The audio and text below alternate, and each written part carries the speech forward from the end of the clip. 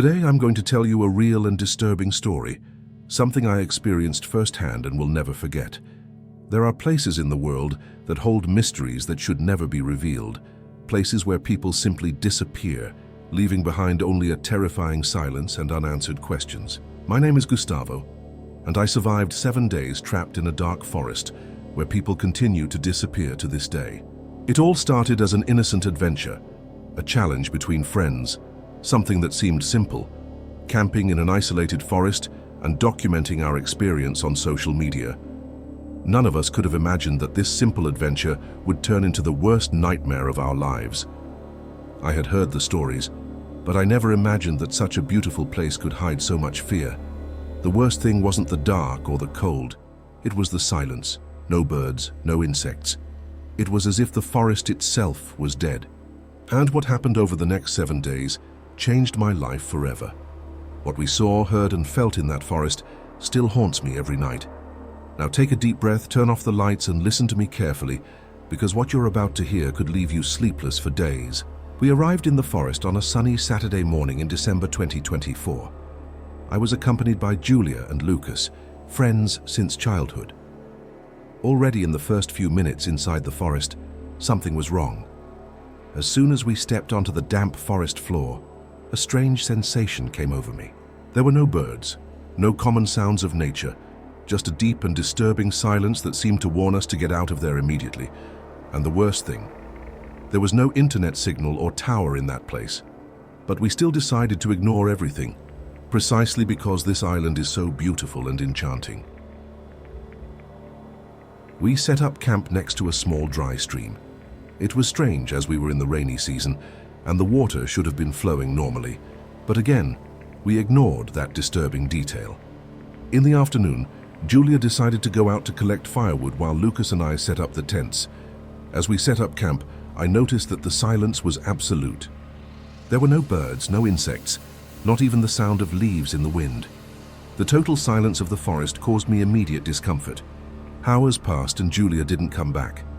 Worried, we started calling out to her, but our voices were drowned out by the unusual silence of the forest. It was night and Julia hadn't shown up, so Lucas and I decided to go out and look for her. After long hours wandering among similar trees and trails that seemed to disappear under our feet, we found Julia's coat. It was torn, dirty with fresh mud and stains that looked like dried blood. At that moment, a shiver ran through my body, and I realized that something was terribly wrong. We returned to camp with our coats in our hands, unable to say a word. Night fell quickly. Lucas and I, shaken and frightened, barely managed to build a fire. Every little noise was enough to set our hearts racing. We didn't sleep that night. That's when the whispering started.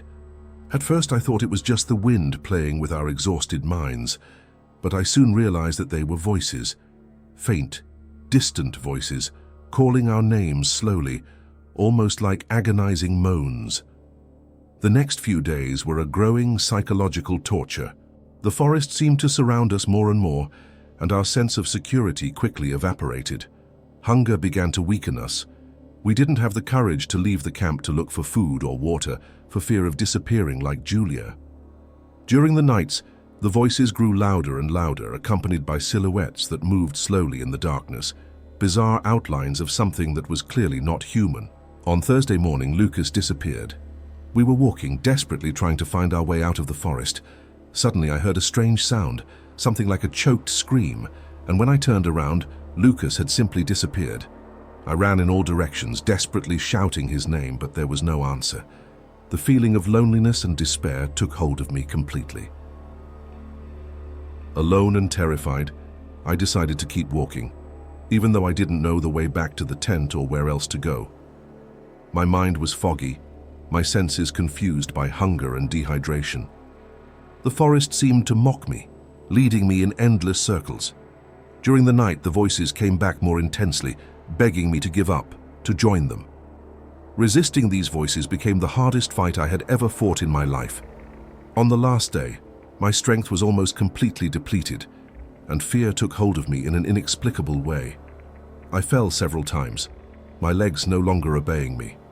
The undergrowth seemed to deliberately hinder my path, scratching me, pulling me down, trying to hold me there forever.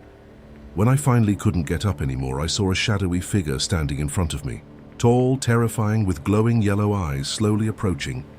My fear and weakness made my blood pressure drop, and I was about to faint in front of this being. Everything reminded me of a very strange alien, and suddenly, everything went dark. I woke up in a completely different place. Human voices were calling me. It was a rescue team. They explained to me that they had only found traces of my friends and that, of all the people who had disappeared over the years, I was the only survivor. The feeling of relief didn't come, only a deep, agonizing emptiness. Now, 5 months after the event, I live a relatively normal life, at least on the surface. The people who live with me have no idea of the nightmares I have every night, the chills I feel when I enter a forest or hear the sound of the wind rustling through the leaves. My body trembles and my eyes immediately search for something hidden in the shadows. I often wonder if Julia and Lucas really died, or if they are still wandering around that forest, trapped in an existence that I can't even imagine. This doubt slowly consumes me every day, bringing guilt and regret for having taken them there. Perhaps this is my punishment, surviving with the weight of knowing that my friends weren't as lucky. Or maybe it's a constant warning, a dark reminder that something in that forest is still waiting patiently for my return,